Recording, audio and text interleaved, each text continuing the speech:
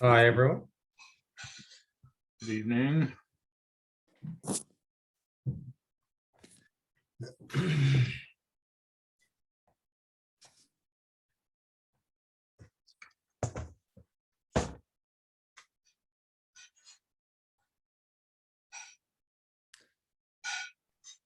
Did you figure out what spider it was, Tom?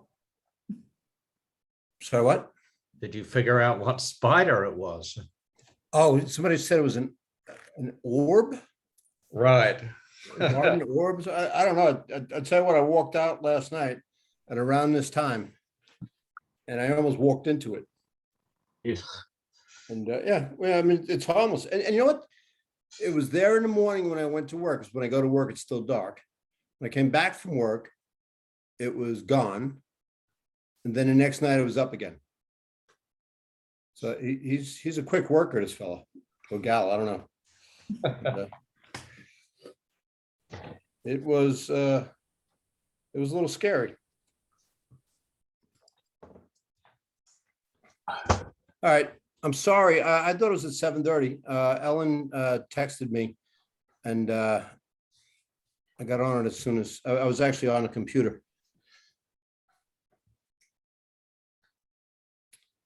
So Ellen, it's all yours.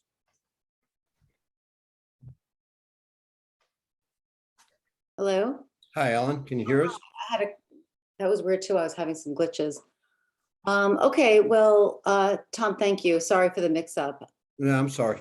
Yeah, yes, I just want to get started. So I'm gonna ask for a motion to begin our October 9th meeting. So move second. Great. Well, hi, everybody. Hope everyone's well.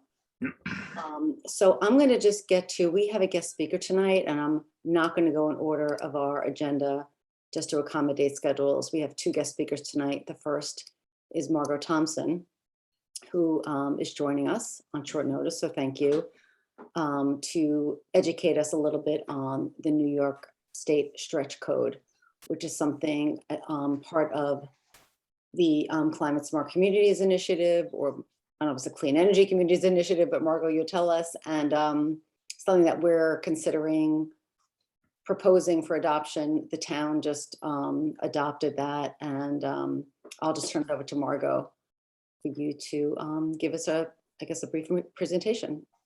Okay. Thank you. Hi, I don't know, is it possible to share my screen?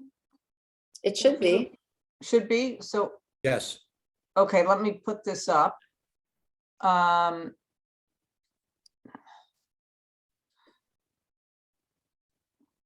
So can you see this now?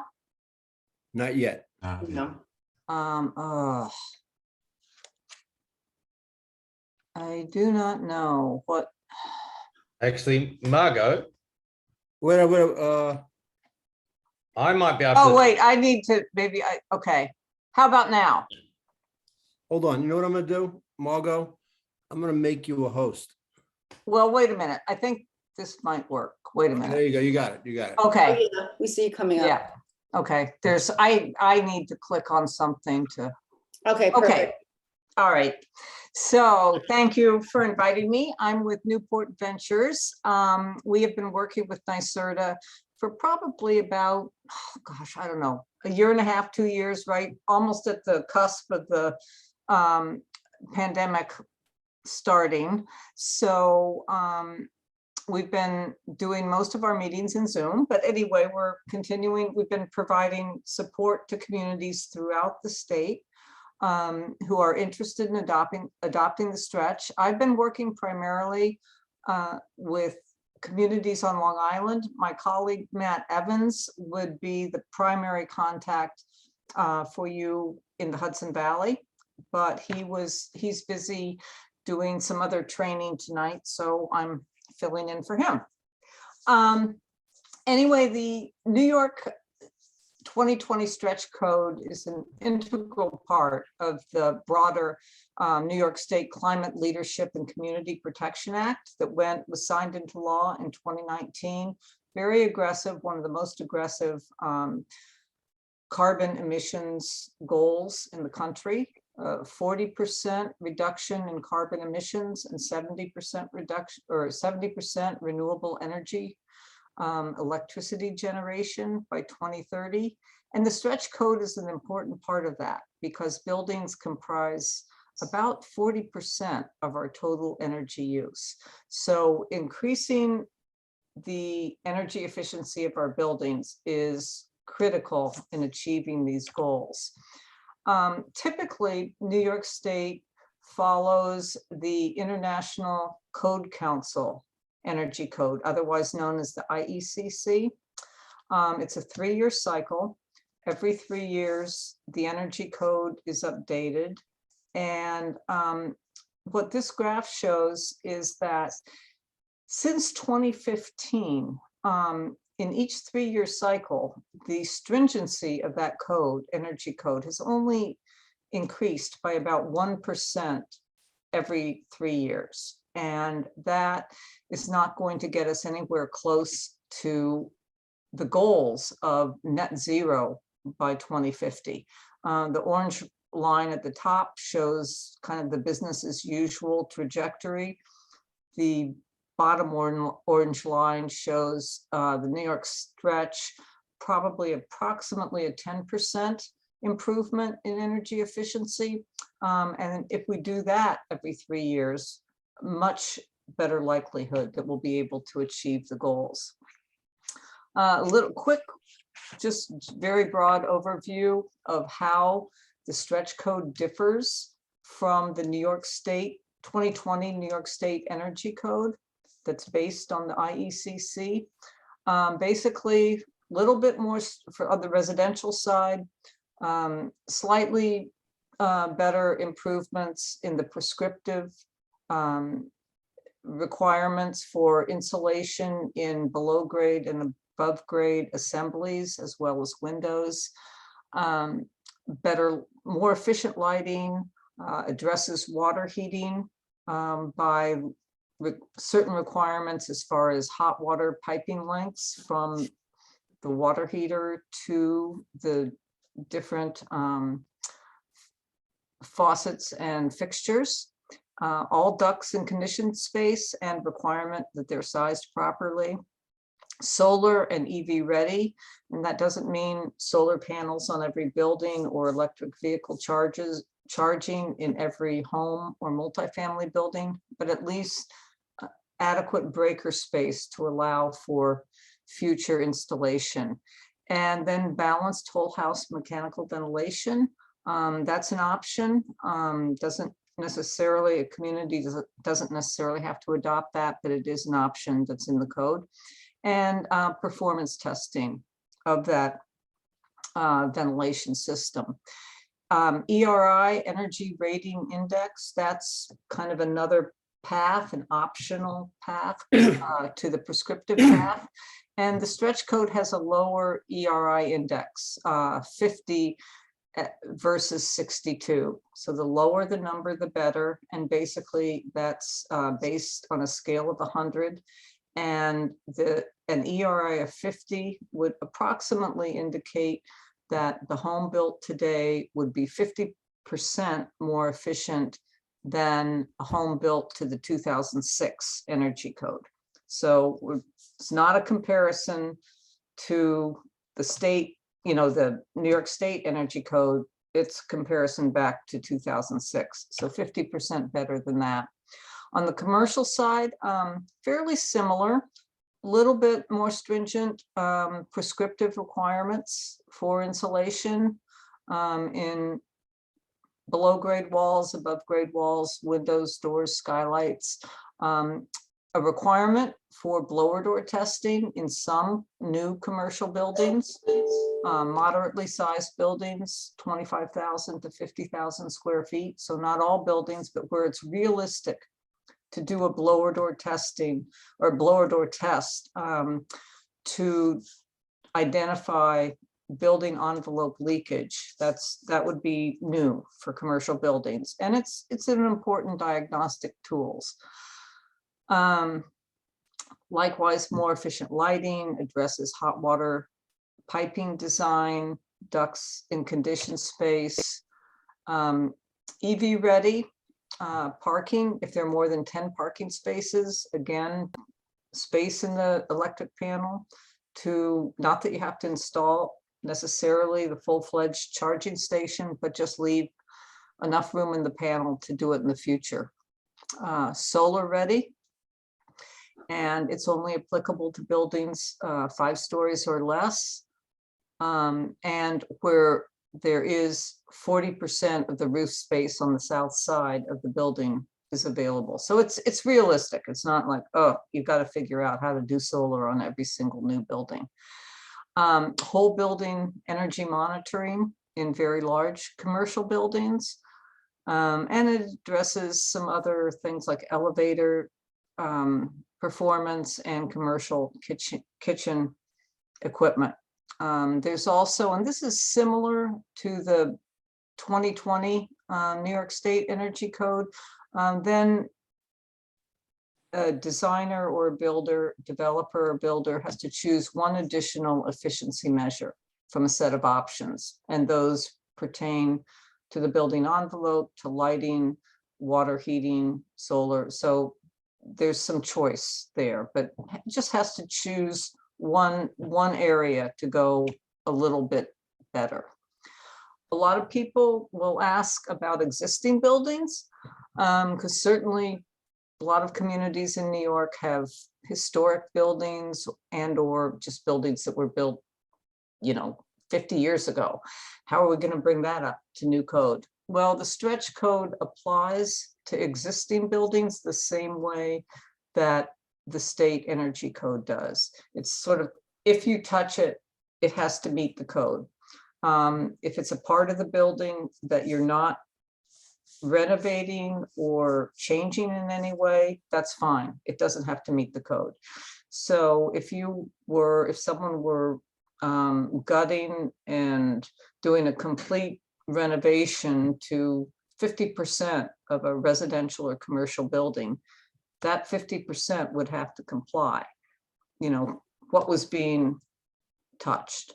But the rest of the building would be fine, wouldn't need to be brought up to code. And that kind of follows suit with every, if it's the HVAC system, if it's the water heating system, it follows in the same way.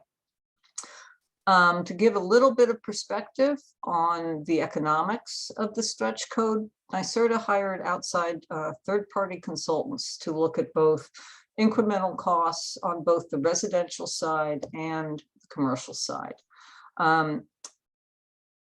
Westchester County is in climate zone 4. That's what you see represented here. And basically, and they aggregated on the residential side, these are aggregated results over, I think, 9 different foundation types and 3 different fuel configurations, whether it's an electric heat pump, gas heating, electric air conditioning, oil heating, electric air conditioning. And basically for a single family home, approximately 2,400 square feet, incremental costs on average about $2,400 and $2,460.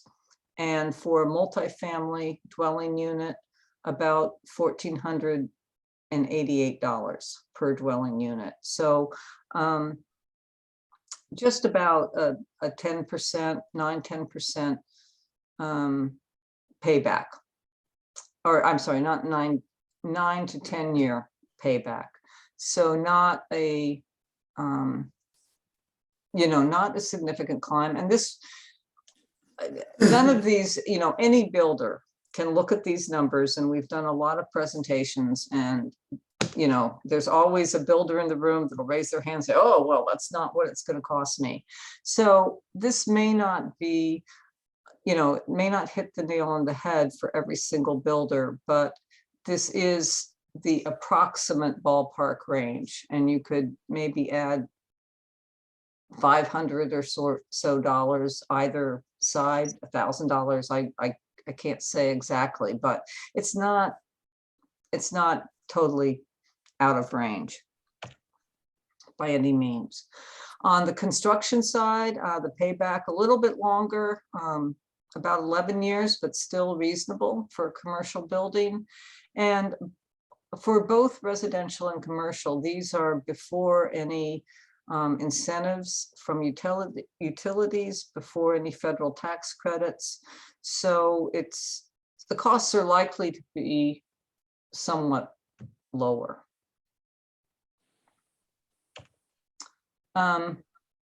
Energy benefits, obviously, energy and cost savings, roughly 10 to 11% compared to the ECCC NYS, which is our current energy code in New York State that's required, you know, across the board in the state. 1 to 2% incremental costs, paybacks generally 9 to 11 years. On the residential side, near net zero buildings, doesn't achieve net zero, but very close. And particularly on the well, really both residential and commercial. There are a lot of builders that are already building significantly above the base New York State energy code, either now maybe to the DOE net zero energy or LEED green building.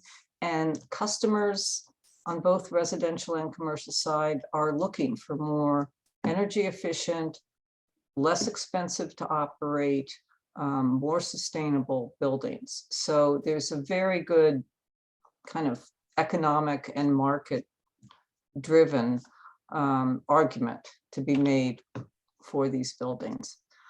On the non-energy side, qualitative benefits, well, they're not qualitative, all of them, but reduced energy use, lower monthly utility bills for both building tenants and owners, and for the community too, because when people save money, they'll spend money in the community.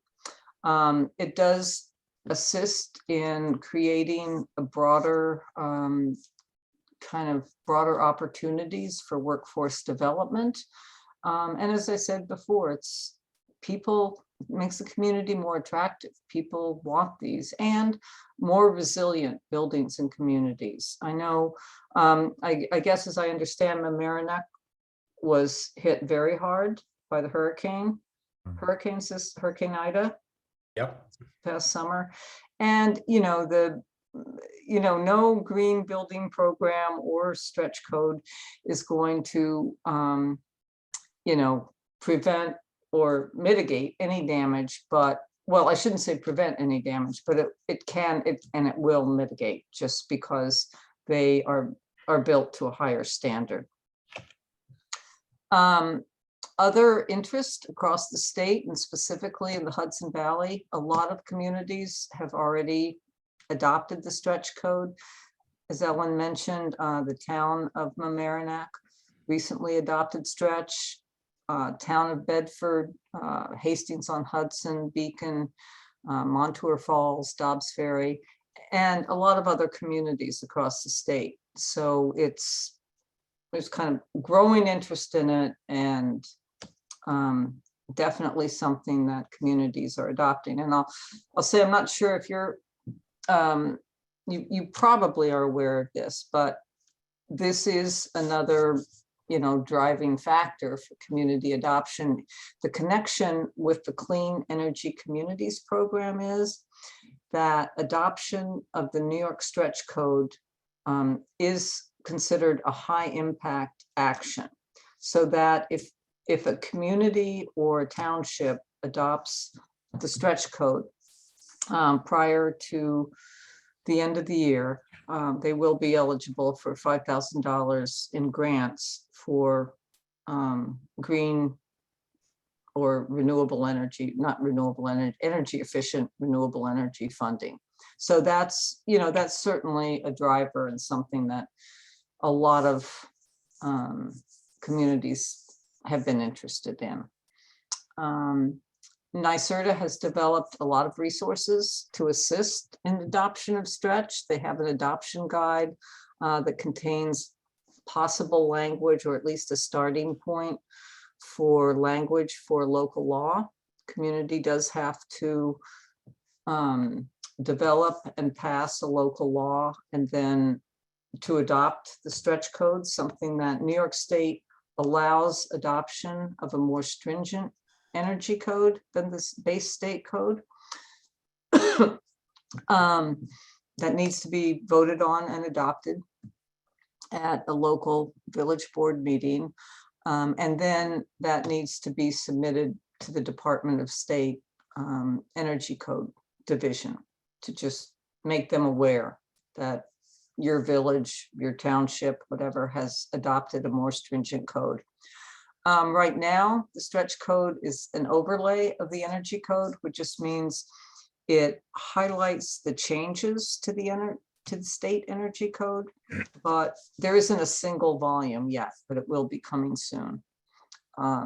Training available, technical support, res check and com check, two very common software that are used to verify code compliance for base state energy code, and that has been tailored to also have to recognize New York stretch, so that you can enter the building in the software, and that will help in determining compliance. Hotline, and then circuit riders, Matt and myself are examples of those. We can be reached by email or phone with any questions you might have. So this is our contact information. Chris Segroy is the project manager at NYSERDA.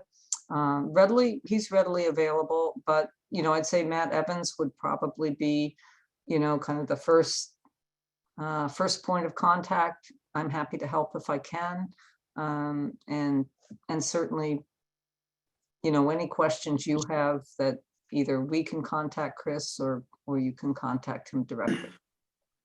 So that's all I have, and I just, I'm hoping that you have a lot of questions and that I can answer them. Margot, thank you. That was really informative, and we appreciate that. I do have a question or two questions for you. When municipalities adopt the stretch code, is it a day one thing, or is there a phase-in period? There can be a phase-in period. Yeah, it's not a day one. It's usually, and I would have to double check. I can't remember if it needs to go into effect by December 30th or December 31st, or it just has to be adopted by December 31st. I'd have to double check on that, but it's definitely not a day one. That would be good to know. And then I just have one other question. Is the federal government or New York State giving any tax incentives to builders or homeowners or commercial builders for doing this, building via the stretch code? Not 9 to 10-year payback seems a little long to me, and I'm just wondering if there's any kind of tax incentives that are being offered. Not specifically for the stretch code. No, certainly for elements that could be incorporated into compliance. I think there are there may be some federal incentives for electric vehicle charging. I think there are state and federal incentives for solar. I don't know if there are any just straight out incentives for new buildings for more efficient buildings. But so directly for the stretch code, no. I'd have to research a little more. There are some utility programs also, I think, and I'd have to look at that a little more deeply, but it would be for more individual items that somebody is incorporating to meet the stretch that might be incentivized rather than just, oh, we'll give you, X percent if you adopt New York stretch. Okay, thank you. Ellen, I have a question. So Margot, have you had any issues with contractor familiarity with the technology? I know that can be an issue if you're introducing new technology and contractors aren't familiar with it. Well, I guess I'll kind of answer out of both sides of my mouth, I guess. On the one hand, nothing that is needed to meet the stretch code is new technology. It's all readily available off the shelf. Yes, maybe higher R values for insulation, slightly better windows, but Energy Star windows will meet this. Air sealing details, all the materials that are needed. You could go to a Home Depot or Curtis Lumber. I'm trying to think what's down there in Hudson Valley. Williams Building Supply, all off the shelf. There's nothing esoteric or not available. On the other hand, builders, because we do a lot of work in the codes and work with builders as well, and they tend to push back on anything that's new. Oh, that's going to cost us a lot more money. Oh, that's not, and if they just sat down and thought about how to incorporate it, for 15 minutes, it's not a big jump. So I would say there's nothing that's, even for electric vehicle charging, that's not, or putting PV panels on the roof, even though stretch doesn't require that. I mean, that's being done all over the place. It's not new. Paying more attention to your hot water, where you locate your water heater and where your plumbing fixtures are, that just takes just orienting your mind in a different place, but it's not a new technology. So I guess I would say builders often, kind of cry foul and, oh, this is going to break the bank. And I think that's usually kind of a typical knee-jerk reaction. And if they thought about how it might benefit them rather than what they might have to do to change, it's not a major step. And I guess I'll say a little bit, the international codes, the International Code Council, they've already adopted the next codes for the 2021 cycle. I mean, New York will probably see that as more as the 2023 cycle, 2024, but that's already been adopted. And the New York stretch and the 2021 IECC, which New York State Energy Code will be based on, they are different, but they're approximately equivalent in stringency, about 10% more stringent. So the provisions are a little bit different, but as far as being a step above, they're in the same ballpark. So the stretch code really is going to be equivalent to what builders are going to be seeing in 2 or 3 years anyway. So it's not something that's way out on the horizon. We have to wrap up, but if anybody has one other quick question. If not, Liam, do you? So Margot, just to that point, it seems like the stretch code is sort of an advance of where we're going to get to anyway, but also that we will have to re-stretch every so many years, correct? Well, you won't We'll come out with a more stringent version in response to what the if that was your choice. Yeah. And as I say, the 2021 code that you'll be seeing on the streets in New York in 3 years, maybe, the exact provisions are not going to be the same. They're going to be a little bit different, but they both will be approximately 10% more stringent than what is in place now. And at that time, you could decide, well, we're going to stay with the whatever it is, the 2023 New York State Energy Code or 2024 New York State Energy Code. Or you can say, we'll take a look at the next stretch code and see if we want to take that leap as well. So that's, that's a choice that's up to you. Okay. Yeah. Well, thank you for your time. Margot, thank you so much for joining us tonight. I'm sure we'll be back in touch. Okay, thank you. Thank you. You're welcome to hang out, or you're welcome to just pop out. All right, I may sign off and go Thank have you. something to eat. Enjoy your evening, yeah. Thanks All for joining us. So Thank you. Ellen, before Margot signs off, maybe it's too late. Oh, no. Are you going to be making the PowerPoints available to us, I assume? Oh, I I did- send it to me. I'll send it around. Great, Sorry, I should have done that. I had a busy day. I could actually do that right now. terrific, thank you. All right. So, okay, yeah, and feel free to get back in touch with either Matt or myself with any questions. Okay, thank you. All right, I'm just gonna go to the top of the agenda so we can resume, and then I'm gonna call our next guest speaker in a few minutes and have him come on. So what I'd like to do next is to vote on the minutes from our September meeting. Again, thank you, Renee. I hope everybody had a chance to read and review the minutes. And I'd like to make a motion to approve the minutes. Second, Okay, vote. Approve. Christie? Oh, you weren't at the meeting, were you? Okay. All right. Can I just make one suggestion? In the future, when you vote, do it orally because it's being recorded on Zoom.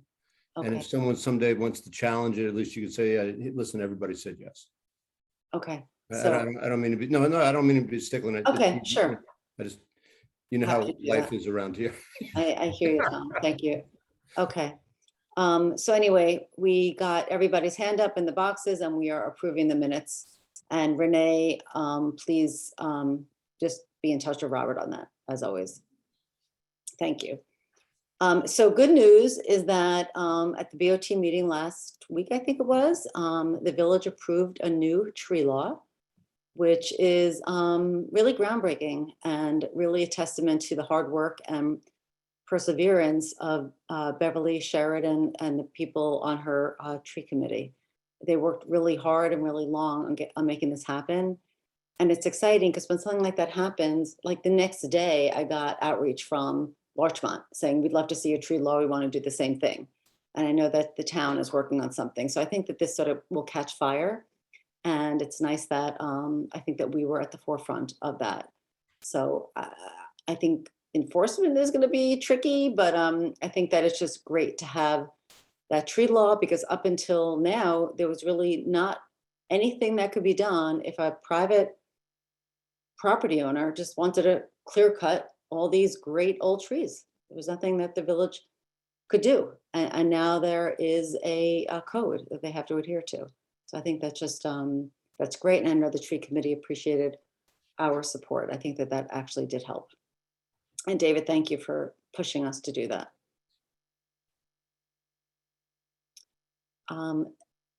Since no one has anything else to say on that, I'll just move to the next item. So last Saturday was the Repair Cafe. And that was the first that we've ever done this. So we collaborated with the town.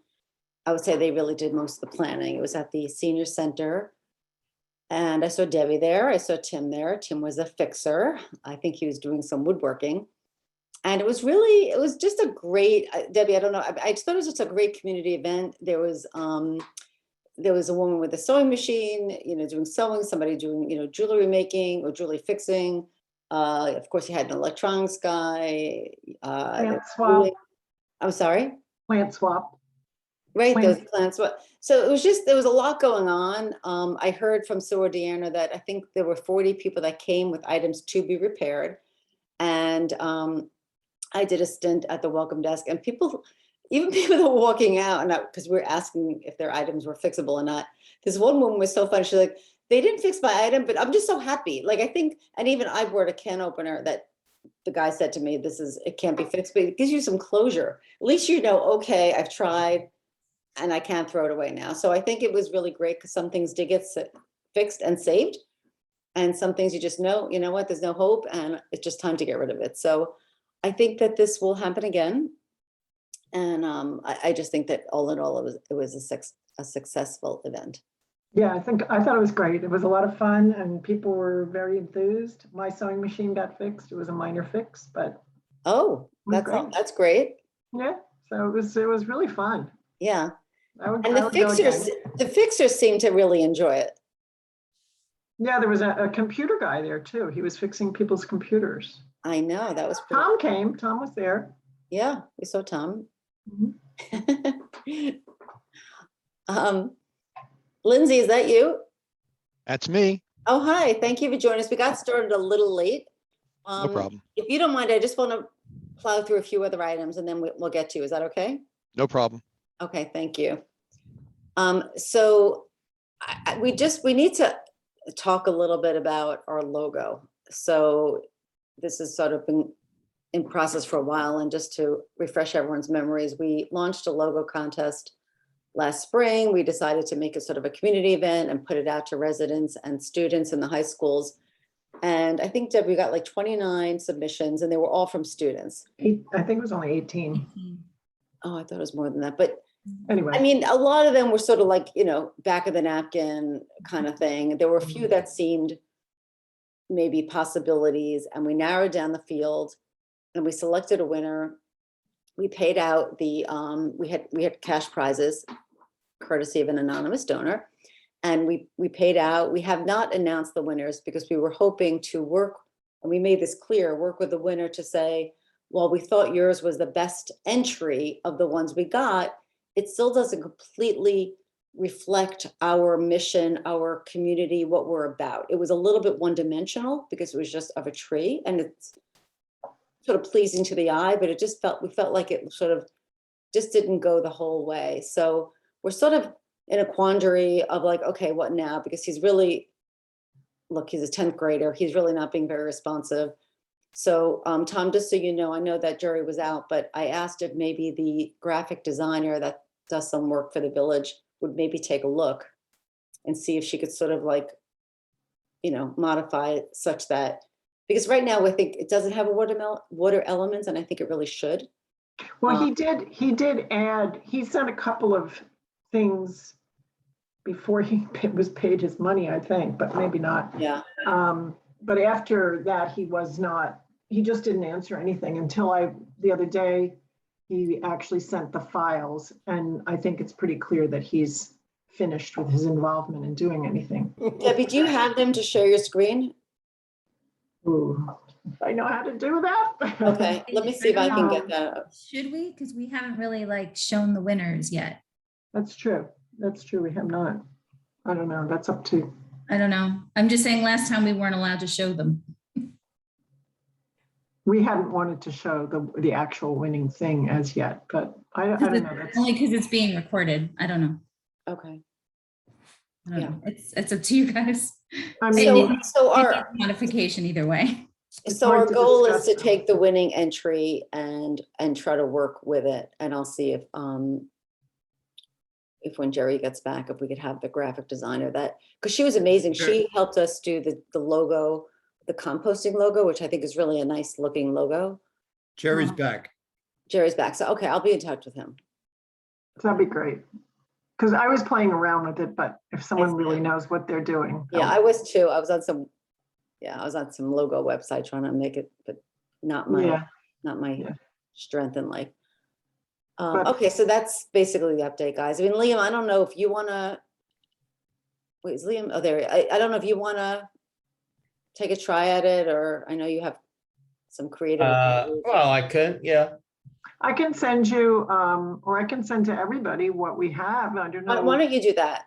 Okay, I'll just send them around after the meeting. Yeah, as long as you send it as a file that you can work with. Yeah, it Okay. is. I'll Okay. send you, I'll send you the, he sent the files that he amended. He added a water element. That's the files that he sent to us, Okay, but was not the it? original. But they Okay, are send it design to me and files. And I'll They're see if design I can work with them. Okay. Great. And then I just wanted to bring to everybody's attention this New York State, I don't even know what this acronym is, ACC Virtual Conference on the Environment. And it's basically geared for people like us that are on boards of environmental committees for, I think it's New York, all the New York State municipalities. It's a free event for members of these environmental committees. Registration closes tomorrow. I am registered. It starts Thursday, but it really doesn't really start until Friday. There's nothing much happening on Thursday. There's a whole menu, a schedule of activities, morning, afternoon. I could only do a few of them because I just have stuff going on. But, can't hurt just to register and sort of tune in for whatever sounds interesting to you. If anybody wants me to forward, I think I maybe even have forwarded, if I can forward the link. But just take a look and see if anything seems interesting to you. I think there's supposed to be some networking element, but it's all virtual, and I don't even know how that works. But with that, I'm going to introduce our guest speaker, Lindsay Auden. And Lindsay, thank you for joining us tonight. Lindsay's going to talk to us about solar canopies. So all yours, Lindsay. Very good. Can I screen share and show what a solar canopy looks like? Yeah, please. Hold on just 1 second. And here we go. Okay. This is the solar canopy at Manhattanville College. It's been there for like about 4 years or so. Basically, a solar canopy is a shade structure that's built above a parking lot. On top of it are solar panels. And as a result, the solar power is made, and in this particular case, used on site at the college. There are a variety of different kinds. And the latest one that was built in this area is at the Mary Knoll Mission in Ossining. We were there about a month ago. This is our village engineer examining it. You see you got a pier that's built into the ground, a structure. There are several different kinds, and then the panels above are tilted at an angle designed to optimize their output. This is going on all over the country. It's been especially big, obviously, in the Southwest and the West, where there's lots of sun. But it's something that we're looking at in the Northeast because, as you will see, I'm going to ask for a favor. We want to build one of these in Croton. As a matter of fact, we're very close to getting it ready to go into construction. And let's see, I have here, yes. This is what the one was that we wanted to build at the Croton Landing Park in Croton. It's next to the railroad tracks. It doesn't cover any grass or whatever, but we could not build this, nor can anyone build one of these in a park over a parking lot in New York State without getting a special law passed through the state assembly, the state senate, and signed by the governor. That's over an old law called park alienation. This problem has been around for a long time, but didn't really make a difference. People could always get the thing done if they wanted to make a change here and there. And the timeline was something that would take maybe a year to get this special law passed, and that wasn't a big deal. But when you're talking about solar, you got to get it done in a reasonable amount of time, especially if you're working with a developer. So about a year ago, we said, let's see if we can do something about the existing law. And fortunately, our state senator, Pete Harcum, had assembled a letter, an actual bill called S2995. S is for Senate. He got it passed in the state Senate last May by 62-1. So this is not controversial. It's not Democratic. It's not Republican. 62-1 in the state Senate.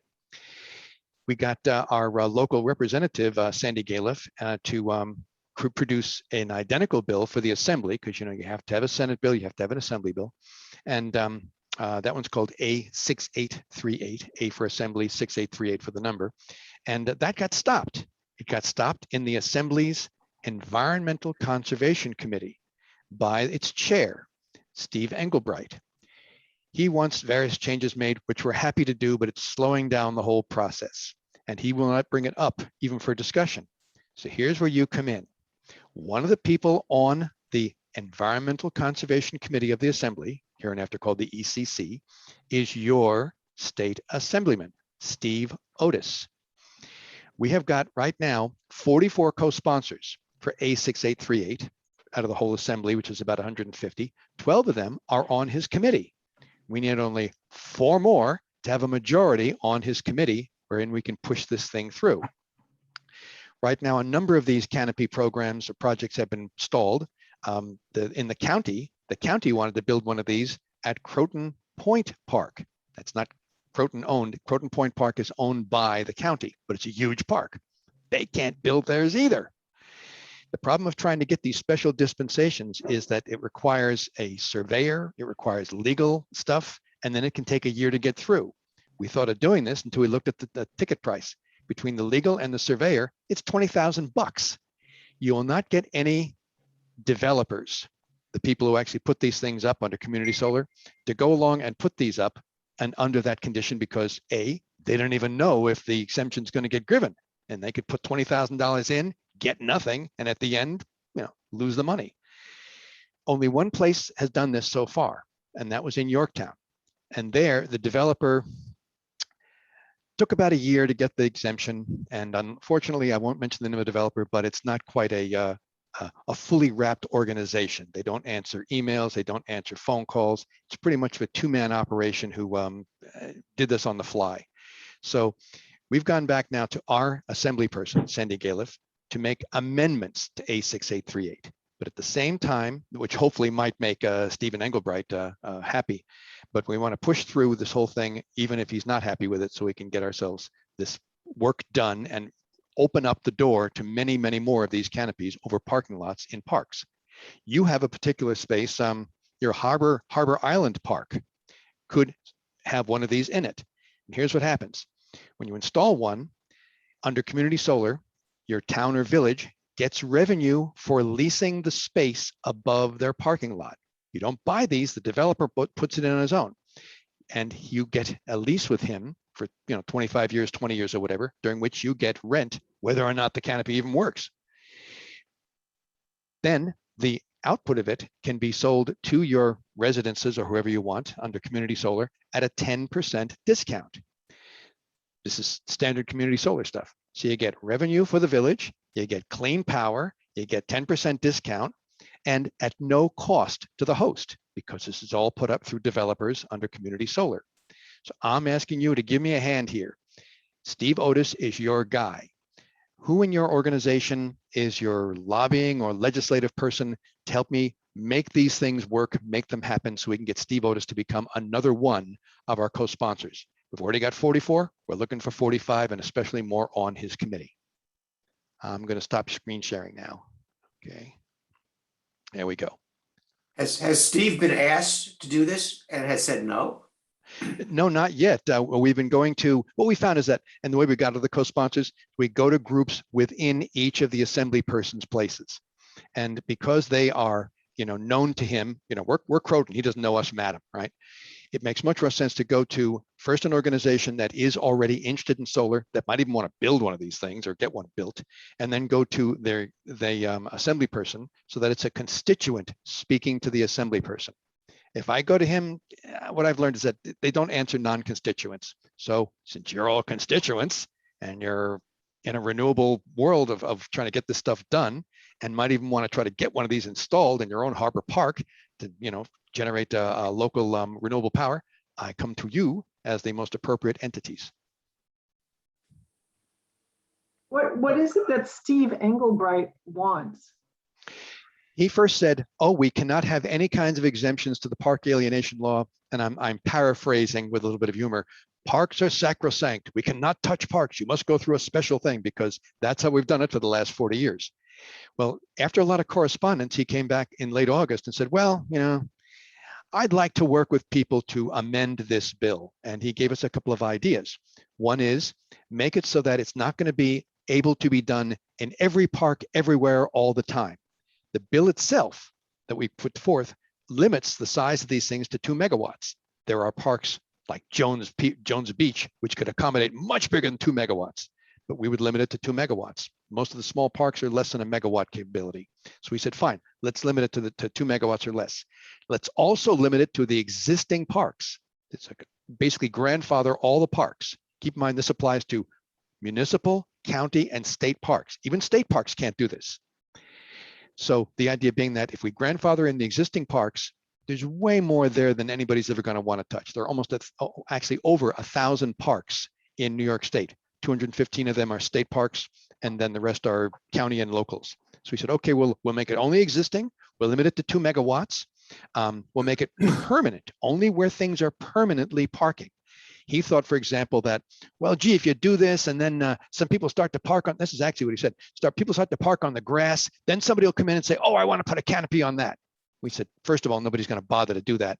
Second of all, let's make it so that it's only where there's existing permanent parking, which is already paved or graveled. That way, this stuff can't get out of hand. It can't be anything more than already exists. And that's where we are right now. We have Sandy Galiff, our assembly person, proposing these amendments to Engelbright and the committee. And we think we can get that moved along. But even if we don't, we still are going to need more co-sponsors on his committee because we got to push this through. It's been almost 2 years now that we've been fiddling on this, and we're losing opportunities. Do you have any literature, or suppose we went to Steve, and if he's a smart and thoughtful guy, and he is, he's going to say, can you give me a little bit more details in terms of the bill number, in terms of what it does? Do you have any materials? Do you have any materials you can give to us that we can give to him when we talk to him? We don't have an actual flyer, but as Ellen can tell you, I've been communicating back and forth in this. I can take the emails that we've done and compress it into, like a one pager, so to speak. We have now a one page generic and make it specific to your area. We can get that to you, and we can put in a couple of pictures of these canopies to give them a flavor as to what it would look like and why it's not going to harm the grass or whatever. I'd be happy to do that. I think it would help our credibility if we had something to give him that he can look at and think about. And it looks like some thought has been put into it. Very good. Who in your committee would be the one that would go to, or do you have like an entity that you deal with when you're talking to Otis? Have you ever talked to Otis? Let me ask you that. I have never talked to Otis. Tom, I don't know if you're still on the phone in the call, but I mean, our mayor's on the call. I've talked to Otis, but I'm not sure I'm the right natural person. If Tom would be willing to do it, I think he's the more natural person. Okay. I'm on the call. Can you hear me? Yes, we hear you. Oh, good. Send me the particulars. I'll talk to Otis. Very good. Ellen, can you give me his email address at some point? Yes, I'll forward that to you. I mean, I'm happy to sign a letter as the chair of this committee. To me, this seems, like a why not? If it's Suppose we as a parking lot, it's to me, this is just, something that on a case-by-case basis, obviously, this is good to me. This is a good idea. I mean, suppose we as a committee passed a resolution in support of this initiative without necessarily targeting it to Otis. And then when Tom talks to Otis, he can say that Committee for the Environment has looked at this and is in favor of it. Yeah. How about I write you up a resolution, a sample resolution, send it to you, and then you can start with that as a draft. That sounds fine. Yeah. But if you want it to happen sooner rather than later, if you send us a draft resolution, we're not going to look at it for a month. So I'm prepared to propose a resolution now saying that, and I haven't worded it obviously, but to the effect that, the Committee for the Environment has considered the suggestion that you've made with respect to whatever, and you have to give us the bill number, And we are in general support of the idea and urge our elected representatives to support it in the legislature. Very good. Does somebody have to move on that? Well, what's the bill number? What is it? A6838. Correct. A6838. Did you get that, Renee? A6838. So is that enough of a formal resolution that we could pass it and have it reflected in the minutes?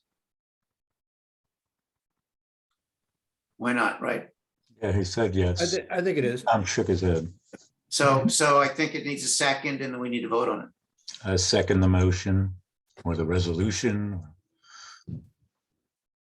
Okay, so You should call the roll. Ellen Silver votes yes. Debbie Sullivan? Yes. David Freeman? Yes, Mandy Stikos? Yes, Daniel Kushnick? Yes. Liam Rabba Hagan? Yes. David Styler? Yes. Renee Crabtree? Yes. Christy Young? She's on mute. Okay, I think Christy is not on right now. But that's a quorum, so we're good. And So- Mr. Orton, are you a trustee in Croton? No, I'm the chair of the Sustainability Committee. Okay. Do you- Our I would- mayor is on the committee. Our mayor and one of the trustees is also on our committee. Right, I know you may well. I have a good friend of mine that lives up there. If you've ever met him, you definitely know him. Tommy Moore. I'm sorry, I'm not real good on names. I don't remember the name anymore. Big thick glasses, the loudest person you've ever met in your life. I might have met him, but it doesn't ring any bells. Sorry. You've never met him because you'd remember if you had met him. Okay. Hey, Lindsay, Yes, sir. I have another question. So if we have a parking, I don't know how big a canopy you need to make sense, but like there's a parking lot in town, across from Village Hall. I don't know if it's even doable, but could you put a canopy on a non-park parking lot, and does it have to be a certain square footage to make sense, or is there a company or somebody that could consult on this? Yeah, first of all, and anybody can put a canopy on a non-park parking lot. That's where Right. almost all the canopies are now, is non-park parking lots, because there's no rule on that. The size, the minimum size usually is about 150 to 200 kilowatts, which when you translate it, it's roughly a kilowatt for a parking space. So you need at least a couple of hundred parking spaces to be big enough to attract a developer, because they have to go through a certain minimum cost. They have to go through an interconnection cost. And if it's only like 5 spaces, it's not going to be worth it. Part of that is dependent upon the size of the community credit. I won't go into the details, but there's various credits that developers get that pay them per kilowatt hour that they generate. And depending upon what those credits are, and that comes out of the state and from the Public Service Commission. And when those credits go up, the size that you need to make it good on a canopy goes down because they're getting more credits. As those credits are taken away, has to be a bigger canopy to make sense. Right now, the community credit in Westchester County and New York City goes away at the end of this month. So when that goes away, yeah, there's one reason we're pushing on this stuff. We're trying to get it back again. The minimum size is more like around 300 or 400 kilowatts. So if we get the community credit back again, you're back down to like 150 to 200. And as far as getting somebody to do this, there are developers. We're working with EcoG. Well, actually, let me explain this. We have 2 developers we work with. EcoG Energy, which we've already done rooftops with them. They were going to put up the one at our park. They got stopped. But we're also working with Sol Systems, which is a much larger developer, to put a canopy system over our train station at the Croton train station. That'll be really big. That's 4 megawatts. And that's going to take us probably another year before we get to break the ground on it. But there are a number of others. You can put this out to bid and get the best price. That's what we did before. There are over 200 developers, and many of them will do canopies. So the best thing to do is put it out to bid, see who comes up with the best deal, offers you the most rent, and then move on. So Lindsay, the train station, did you have to work with Metro North, or? We own, unlike most of the Metro North train stations, Croton owns the station. the actual parking lot. Yes, we have to work with Metro North because the canopy comes up right near their property line. So they have a right of first refusal of how property is used. You don't want to get into all the details. So the bottom line is, yeah, we're working with Metro North. We have to. But for, like Alan or David or whoever, we have a, if we can provide a solar panel on village property, then that helps us with the CEC credits and Yeah. as well as making some money for the village. But Yes. Yeah. I mean, the train absolutely. parking lots make the most sense to me, but I agree, probably dealing with Metro North is probably difficult, but you know, I think, Lindsay, I don't know if it was you that pointed out also, is that it actually has another benefit, which is it provides the cover, you know. Yeah.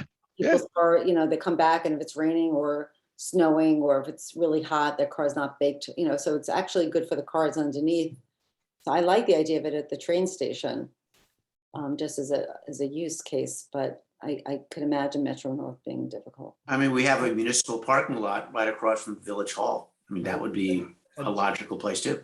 At the train station, you know, the upper parking, right, like outside of Modern and above that Yeah, is MTA, yeah. but the two big lots are the village.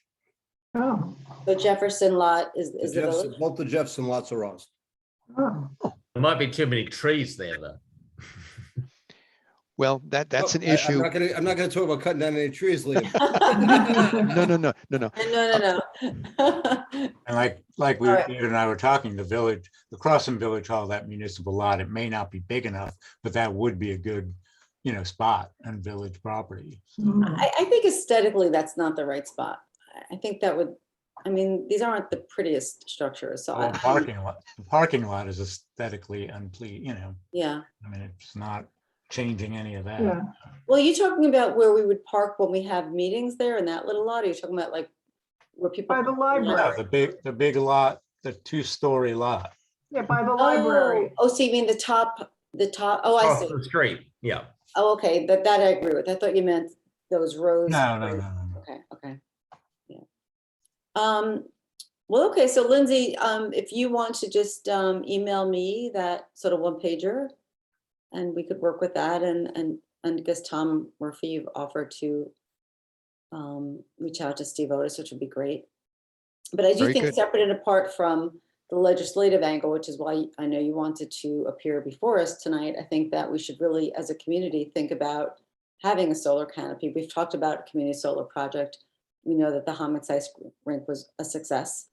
And I think that it would really help a lot of the residents in this community, because it is a 10% discount on their energy bill. And I think that there's a lot of locations in this village where we could do something, whether it's on a rooftop or on the top of a parking lot. So that's sort of another conversation that we should continue to have. You're aware about the 302 kilowatt system we put on top of our DPW garage? That's a community solar. It started about a year ago. Okay, how's that going? And that's going well. And the way we set it up, and this is just a suggestion if you decide to go ahead on any community solar, is when you start out, get some sort of idea of who or what, where, how many low middle income people you have, because there are other credits.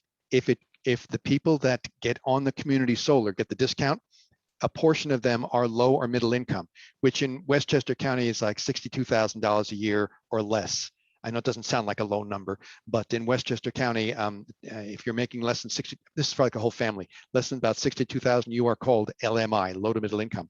But we did on our DPW job, this goes back now about 2 years ago, we started out with a survey that said, hi there, we're thinking of doing something big on solar. If you are low to middle income and would like a 10% discount, which basically everybody wants anyway, do get us your email address and we'll make sure you get first in line for that discount.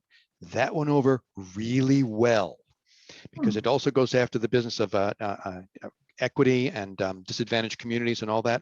So I'm just suggesting that as something that you can build in that builds community support very quickly. Oh, that's interesting. Okay, thank you. You would have thought the MTA would realize they can make quite a lot of money leasing out their car parking space. All I'll say is that at our train station, the MTA, which has a huge roof because that's where they maintain the trains and wash them and all that, they are putting up some solar, about 150 kilowatts, which is nothing compared to the size of the rooftop they could cover. But after a lot of noise and saying, why aren't you doing something, MTA? That's what they came up with. So they're trying something. Was there anything else that I can tell you about this? I don't want to take up any more of your time. No, but I think as individuals, we can all approach Steve Otis. Yeah, I was Anything you thinking the can same do. thing. Yeah, I think that's a great idea too. Yeah, I do too. And should Kathleen Parker can approach Steve Otis too. Who is? Catherine. Catherine, sorry, the state senator. Oh, No, I isn't didn't. it- So you've got a different state senator. That's right. You're on the east side. Okay. Oh, so you have a different state senator. She must have already voted for it because it Wait, passed isn't she the 62 to county 1. legislator? Whoa, isn't she the county legislator? Yeah, Catherine's Am I the wrong? I'm legislator. wrong. Yeah, okay. Our state senator, Shelley Mayer.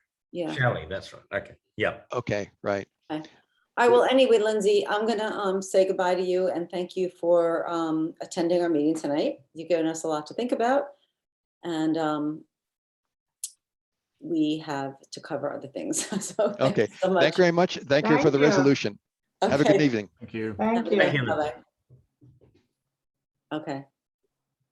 All right. I'm trying to end the meeting by 8:30, so I just want to get to some other things. So I'm just gonna move on. So you all know that we're having the fall cleanup event. It's scheduled for November 6th. Sort of same format as we had in the spring, 9:30 to 12. We do have a sign up genius that Robert prepared for us. It's up on the village website. He's put it up on Facebook, on Nextdoor. So hopefully you've all seen it. And if you're available, please sign up. As of before this meeting, we have 50 signups so far, which is great. And I think it's going to be, a great event. I think it's going to be sort of maybe not as, as much pomp and circumstance as we had in the spring. We're holding Mandy back, no giveaways, nothing like that. No. But it's just all about the cleanup. And I think, again, from the flooding, everybody feels like this, just wanting to just come out and really help the community. So that's great. And then we're going to have a shredder at the harbor, so everybody could bring paper and do their shredding at the same time. And then following that in the afternoon, there's going to be a citizen pruners workshop hosted by the village and the tree committee. And it's actually cool. I may do it. It's to train residents to volunteer and be tree pruners. Just sort of interesting. So all on November 6th, or it rains November 7th. I have a question about the cleanup, the sign up genius. Do we have any restrictions? Do we have to shut it down this time around? I mean, I know in the spring we did because there was like Shut it down. We're not gonna shut Okay. it down. I was just because someone asked me, oh, my kindergarten class, they want to involve the parents and bring the kids. So they were just worried that they were going to get shut out of an area. And I was like, just sign up the adults, bring the kids, they're like 5 years old. It'll be okay. I think But because I know that there's like limitations on how many per zone per se. Well, the reason that Robert had to do that, I think that's just literally baked into the sign up genius itself, that you have to have slots. But I don't want to shut it down. I think that we should just, people want to Let it, help out, yeah. they should come out and help I out. agree. I put myself on the zone near my house. I will be a captain and I recruited 2 of my neighbors. So I didn't know who to tell, but I'll be a captain in my area. Fine. Yeah, I saw that. I think that's great. Thank you. Okay. There's a hand up. Lindsay has her hand up. In the attendee. Oh, Lindsay, she wrote me on Facebook, actually. Ellen, do you remember Lindsay? We met her. Yeah, she and I were emailing earlier. She's going to probably be the team captain for Taylor's Lane. Are Yeah, you able to let her she- speak, Tom? I'm sorry, say it again. Are you able to let her ask a question? I'm fine. If you guys are fine. Yeah, I'm fine. You could let her I'll ask a promote it question. right now. Sure. Hi. Lindsay. Hi, everyone. So yeah, we are very excited about the Clean and Green Day. We actually I'm on the PTSA for Rhinebeck, and we're trying to get them involved. And I guess they're trying to get answers from their end, but basically, I didn't know if you guys knew. Is there a way for our school to sign up, or is it like, does anyone know if it's like a conflict of interest to be like, can our PTSA put out that we want to participate? I guess, do you know if there's any PTSA conflict in that? I'm gonna throw this out there. I can't imagine what the conflict, because the PTSA representing the Rhinebeck School District is a part of the Village of Mamaroneck. So Yeah. I can't see any, I mean, this is just my 2 cents, but Ellen and Tom, feel free, but I think the more the merrier when it comes to spreading the word about ensuring that people understand that this is an opportunity to help out our community. Yeah. Okay, I great. don't see a conflict. Yeah, Okay, I'm not that's- quite clear what you're worried about, Lindsay. I mean, Basically, I think that people just need to sign up on the Sign Up Genius and Well, go up, whether they're but from Rhinebeck basically, or. for it to be communicated through the PTSA, they're like, Yes. I don't know if it's a conflict of interest because it's a village event and not a school Right, event. well, the PTSA is always welcome to promote village events. I think. Yeah, Great. Sure. That's what I absolutely. thought. So I'm just going to go back and just say I spoke to you guys, and I think that way we're probably going to get about, hopefully, 30 or 40 people to go in that Florence Park and Taylor's and Harrison Avenue area. Yeah, that's great. So- I sent something to Miss Hannon, who's the head of the guidance department, and she said she gave me the name of someone else and who communicated to me that she would spread the word as well. So. Yeah, Okay. I spread the word of Mamaroneck. I mean, a lot of the signups are actually the National Honor Society students and the Enviro Studies students. So yeah, so I promoted the high school. Kids Wonderful. need service hours, and this is a great opportunity. Right. That's a great way to come at it. Thank you, Ellen. All right. Thank you guys so much. Sure, we look forward to seeing you. Okay. So I just want to touch on a few things with our initiative for the clean energy and climate smart communities. Just a couple of updates. We got the $5,000 check. Yay. So I think Dan to be able to go out and purchase the LED bulbs, and we'll talk about how best to distribute those. But Tom, just to refresh, I mean, the first grant we got, we earmarked for the purchase of LED bulbs to give away to our, to residents, but really focusing on the LMI segment of our population. And I think now more than ever, I think that would be a great thing to do. So hopefully we can get those bulbs and get them in people's homes as soon as possible. And then we had another grant opportunity, which actually I submitted the application today. So for that one, basically how it works is you have to tell NYSERDA what your plans are for the funds before they just write you a check. They're not writing you a blank check. They want to know how you're going to use the funds. So for this one, we talked about purchasing electric lawn equipment. And I did receive a proposal because Eleanor Peck, who's our Hudson Valley NYSERDA representative, and she really is very consultative and great in terms of, hand-holding through this process, which you definitely need. She felt like it would be better to have more concrete data, like cost and, cost information, whatever. So I did get a proposal from the company that did the green zone in Larchmont, that Kane Park. I think it's called AGZA, A-G-Z-A. And so basically they gave me, and I'll forward this around, but they gave me a proposal. It's about $9,500 to purchase the backpack leaf blowers and trimmers and hedgers and all this other stuff. But I'll forward that around. So I just put that into our proposal. We're not committed to AGZA at all, but I just wanted to have pricing that is sort of reality based. We have our first CSC task force meeting set up for November 4th, 7:30. So we will be official, and that's exciting. And I think that's it. So, and then we could talk about at that meeting if we want to pursue the stretch code that we heard about from Margot. And that's it. Anybody have anything else they want to talk about? Is that a virtual or an in-person meeting, do you think? I think it's gonna be virtual. David? Well, yeah, I'm leaving the committee. I'm terming out November. So we need somebody to take over the community garden. And Okay. I would suggest somebody who likes gardens. It's not much work, but it's fun. And you get to meet some interesting people, and you have to stay in touch with the village and the DPW people, the parks people, and they're very cooperative.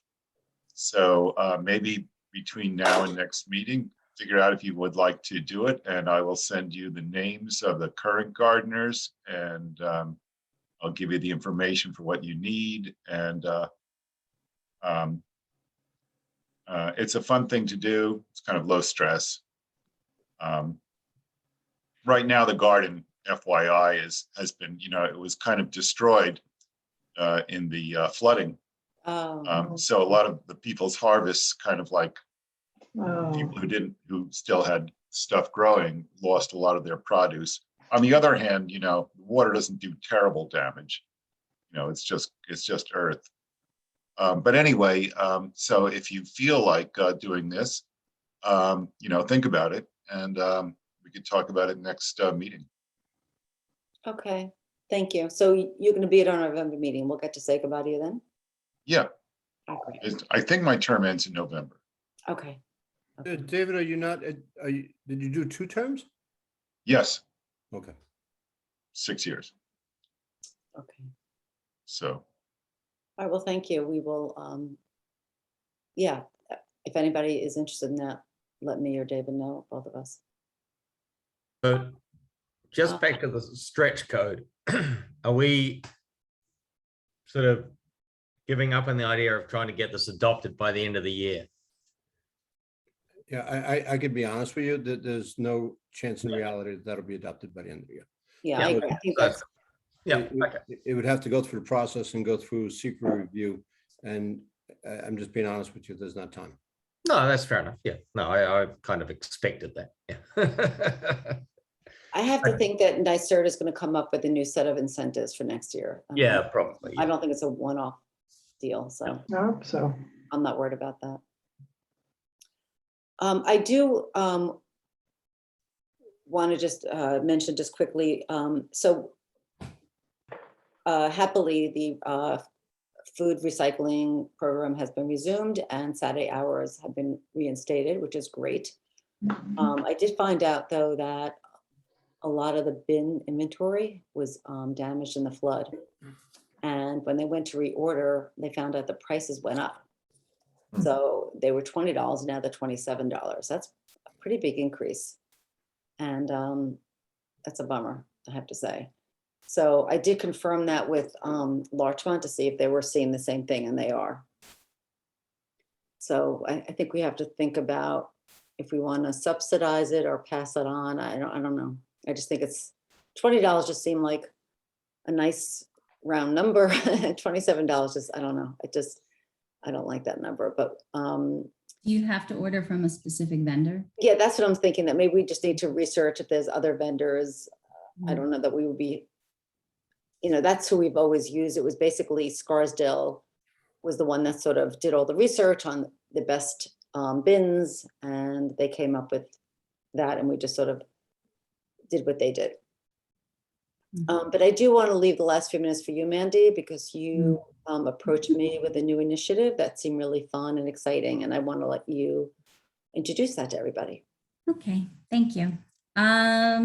So yeah, I had this crazy idea in my head for a while. So I finally wrote Ellen and she said to bring it up. So I really would like to spend like the next 2 years of my term focusing on native plants and planting for pollinators, and maybe educating our community a little bit and finding a way to do that where we essentially can teach people in a really simple way how to do it. Because even in talking to neighbors and things like that, people love the idea, but they're not going to run to their local nursery and research and I don't know, I'm crazy. I do these things. I research and I figure out where to get the information, what's a native plant, but people don't have time, and I understand that. So there's different stages. They're all in my head. So it's not real until I need feedback and I need people to say like, no, that's nuts. No, that's too much.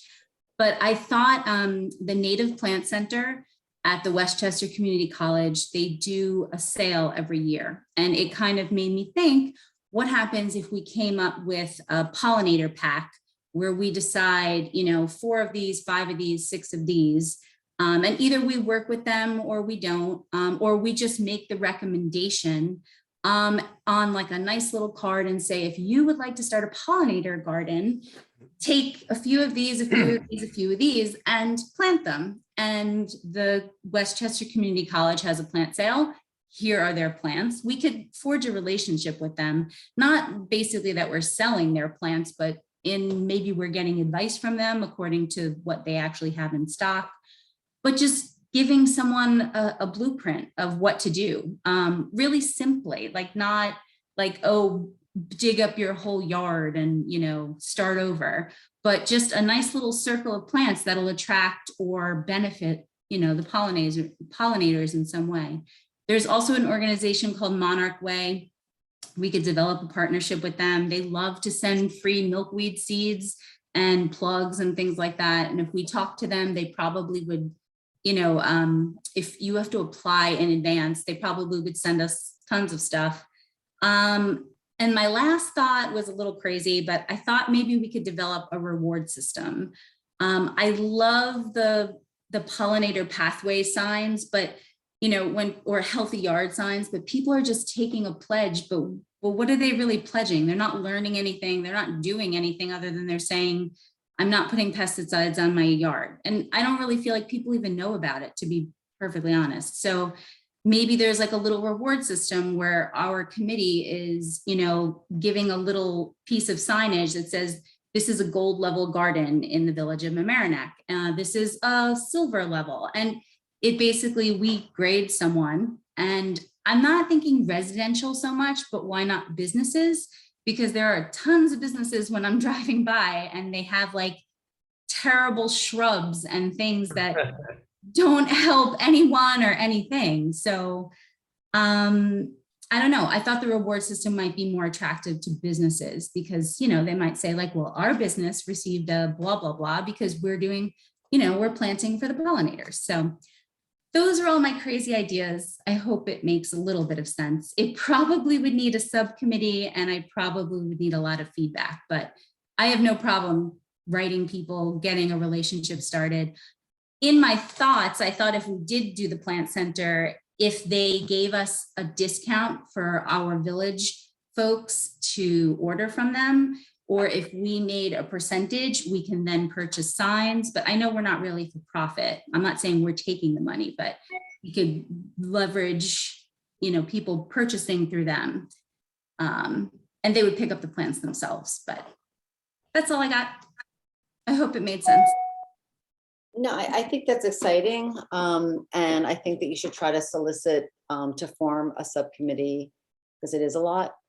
I just learned that we may not have, Tom, you may know this, the farmer's market in Mamaroneck this winter. Oh, really? Mm. Is that confirmed, Tom, do you know? I don't know. Okay. I mean, if we did, that could be part of our table. And, we always table there for the food waste kits. I mean, you could maybe, we could have information or seed packets to give away or sell at that table as well. Mm-hmm. Which I think would be fun.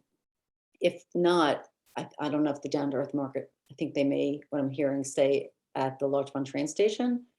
And I know the pollinated pathway people table a lot, so you could just sort of try to think up with them. I think they're going to try to do another garden tour. I mean, I think what you're saying is to take the whole pollinated pathway to the next step. It's not like, look at this, it's so pretty. It's like, okay, this is exactly the ABCs of what you need to do to have a yard that is what looks like what is a healthy yard or a pollinated pathway. Because you're right, I don't always know exactly what it means myself. It takes a lot of time and research and reading to know that much. And I feel like just how you have to educate people on composting. You have to do a little bit more. Otherwise, people are just going to plant whatever and not learn. Right. And you know, the Center for Continuing Education is looking for programming. So if it gets to a point where you really want to do like a community event, there was, I think everybody knows that there was one, I think 2 weeks ago, on how to reduce your energy usage. I mean, they would be happy to do one on, I'm sure, healthy yards, pollinated pathways, if you want it. If I could find someone to speak, I don't like talking in front of a lot of people, but only kids maybe, but but yeah, I do know some people who probably could do it. We could kind of get it out there. Okay. All right, we could talk more about it. Yeah. Mandy, Yeah. just to throw it out, I'd be happy to join a subcommittee on that. And I would think that it might be helpful to find point people in pivotal neighborhoods in the same way that as we're working through neighborhoods in this and in the cleanup, sometimes finding one person who is connected within the neighborhoods is a valuable way to get things started. And I would certainly volunteer my yard because I'm exactly in the same point, which is I am ready to do things, but I cannot go to the internet and then go to the, landscaping company or to the nursery and try to figure, I can't, there's too many, like, I don't have that sort of focus. So I would be very interested in helping out and learning more, and also helping find pivotal people in neighborhoods, which could then become the signposts, become the example, become the way that we can then, in the same way that putting my compost bucket out on the curb is now more commonplace, but at the time was, a sign of change. I think that whatever I can do to help, I'd like to help out, and I'd like to be an example, and I'd like to help gather people to be the first people in the neighborhoods to have this change. And I think that there's a lot to be said for the existing recognition of the pollinator pathways, for the existing recognition of the healthy yards. I think that, like, put all the signs out and then continue to build on it, because the infrastructure that's already there is only going to help you rather than rebuild it. So sign me up. And personally, as far as my front yard, Beverly from the tree committee was here again today, and I'm happy to talk with her, and I have plans, but I don't know how to finish it. And this is where this, there are a lot of people who Mandy, can't hire people, but yeah. Hi, Lindsay. Oh, Lindsay, I'll definitely join in on this, especially because Mayor Murphy knows I'm trying to get the Taylor's Lane thing to eventually be a pollinator pathway in a few years. So it's right on the radar of everything we are trying to do over here. So what's your email address, or is there an email? No, you messaged me on Facebook, but I needed to tell Ellen. I Okay. didn't want to answer anything about the cleanup, but I'll send Perfect. you now. Awesome. Totally. Can we convene, maybe just post the cleanup and use it as a recon for point people, and then revisit it and see if we can take it from there. I agree. I think the cleanup should be the priority, just gathering folks, and then we could talk about it afterward. That's fun. Well, Mandy, thank you for bringing that to us. Thanks. Sounds exciting. I have plans for my lawn too. But I'm kind of like Christy, like, where do you, how do you make that a reality? It's hard. And then a lot of people, they choose to hire someone, which is great, but that's not, not everyone have the resources to hire a native plant person to come restructure their yard. I couldn't do that, but I spent a lot of time researching, but my neighbors are like, you're nuts. So I realize most people don't do that. You're not nuts. Don't listen to your neighbors. Thanks. I wonder how much they spend on their lawn. Tell them the mayor said you're not nuts. Oh. Thank you. I want to see your spider. I have one other random question. Does anybody know if the village of Mamaroneck borders, I can't figure out if the area that's the industrial area with the car place, it's off Harmon, it's Waverly over there. Is that village of Mamaroneck? Yes. Oh, okay, good. Okay, great. Because I live over here. And it's a disgusting mess all of the time. And I feel like not only do those folks need pollinator places outside of their place of business, but like Mr. Chimney needs a lot of talking to. Yeah. So, I mean, Have you it's, seen his logo? what? Have you seen his logo? Yeah. Have you seen Yeah. his yard that is a house / 16 trucks jammed in that is around the corner from my house? Yeah. No, Not pretty. I don't mean to jest. No, it's. Mandy, it's- what's true to you on, Mandy? Oh, I'm on Hill Street. Okay.